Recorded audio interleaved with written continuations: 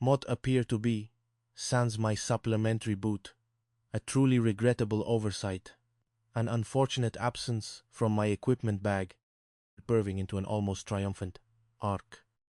She produced his other boot from her oversized ski bag, as if by magic, and handed it to him. Police-tight. I deeply regret that Mott cannot, in good conscience, furnish you with any more excuses for delay, Artie. Behold where you inexplicably misplaced it. Oh, it is, Indivita, who buys. His jaws clenching. His every attempt at evasion thwarted. He gave Brenda and Poppy a look of utter desperation, a silent plea for assistance from his exasperated roommates playing on her lips.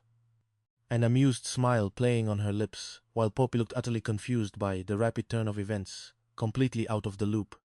Gone to Ed. The ice patches and the fog of war. Ain't he traumatized? Artie stood, a terrifyingly gentle incline by any other standard.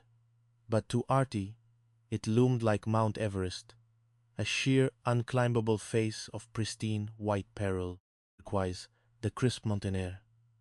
Bidmote his exposed, but the cold could not compete with the ice in his veins, the paralyzing fear that gripped him. He glanced nervously at the terrifyingly short distance to the bottom, already envisioning a spectacular wipeout. Omintiyover, Disney Artie. Helga chirped, gliding to a graceful halt beside him, her ski poles carving elegant lines in the powder with effortless precision. She looked utterly in her element, a snow goddess, surveying her domain, completely unaware of Artie's inner turmoil, off in sinting. Oh, that doesn't appear nearly so formidable now, does it? A gentle slope, truly, for a skier of your undeniable talents. A mere bunny hill. Guilty, traumatized, off Inleys. Artie, then, back at Helga, whose very presence seemed to make the air around her vibrate with athletic potential, a human dynamo of pure, unadulterated energy. And he still green. Barnaby, he great bin Layscall. Oh my sweet mercy, barely audible above the whisper of the wind, his metallic makeup from his mechanical man job, long forgotten beginning to crack around the edges of his desperate grin. Unfindabis. Prepared to confess. Yours your utter lack of alpine proficiency, und amusement, offered bin leiteist. Questions reached his ear, from where she stood a safe distance away, a mixture of concern and dry amusement on her face, like a spectator at a particularly slow-motion car crash, eagerly awaiting the inevitable. Traumatized. Artie, however, merely plastered on a rictus grin, a horrifying contortion of his facial muscles that looked more like a grimace of pain than genuine cheerfulness. Okay, Artie, Helga declared, completely oblivious to his internal torment, her voice ringing with confident anticipation. We are to descent of our grand descent. You, my dear, shall lead the charge. Demonstrate your legendary prowess, Artie. Mott can hardly wait. Oh no. Artie, waving his hands frantically, practically shaking his ski poles in protest. After you, my skilled mentor.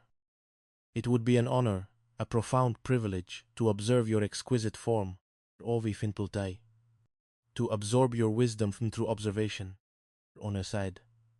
Oh no, Helga laughed, a sound like icicles tinkling in crisp air, no utterly dismissing his offer. Are you, by some twist of fate, jesting? More ardently desire to trail behind your magnificent person as you gracefully descend.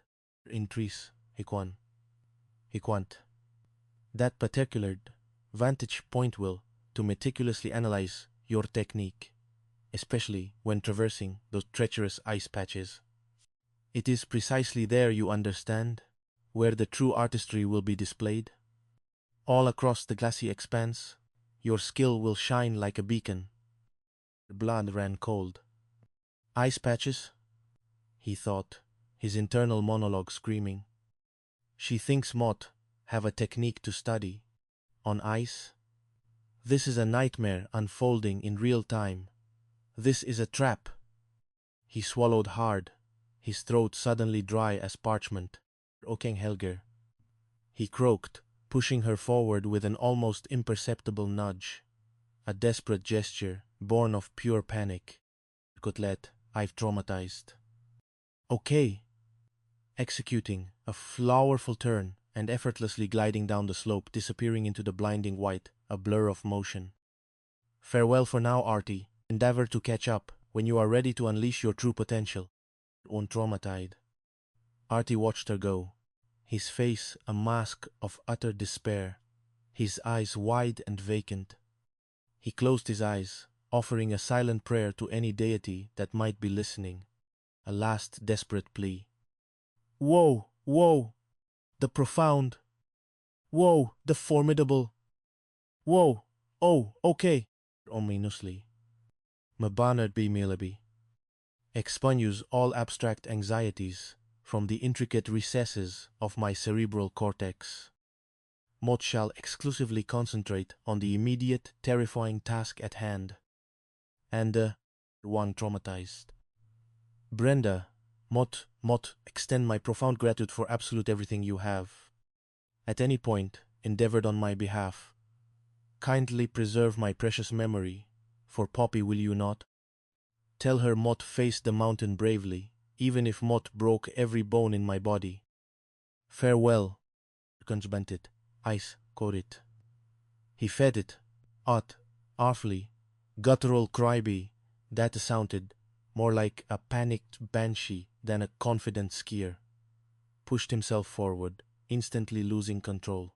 Began. Barnaby, wildly, Wanfi, arms side, wildly, arms flailing like a distraught scarecrow, caught in a hurricane, ski poles, waving like desperate semaphore flags, sending out a distress signal to the universe. Oh, traumatized, he shrieked.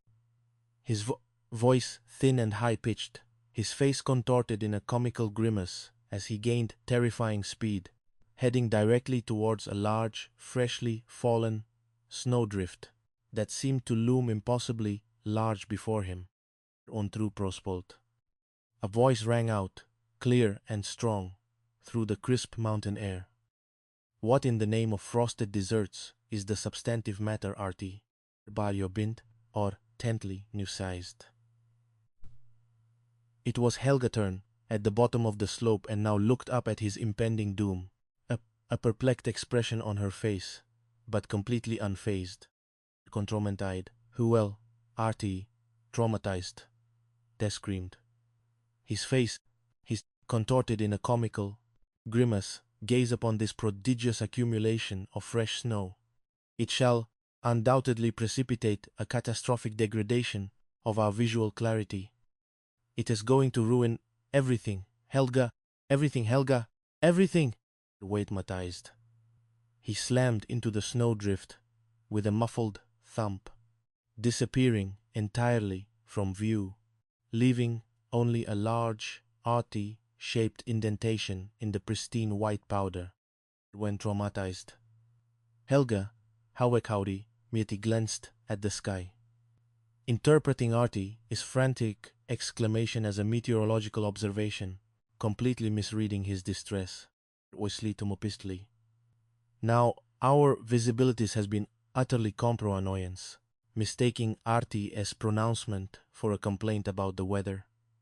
Our visibility is, oh no, our visibility has been catastrophically diminished by this sudden, unexpected snow flurry on the ocening yon by Podotied.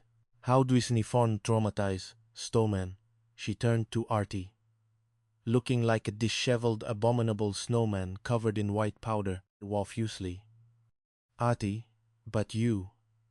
We just cannot, in good conscience, Untiag. It is far skiing endeavors. In this lamentable meteorological condition, it is far too dangerous. Could traumatize.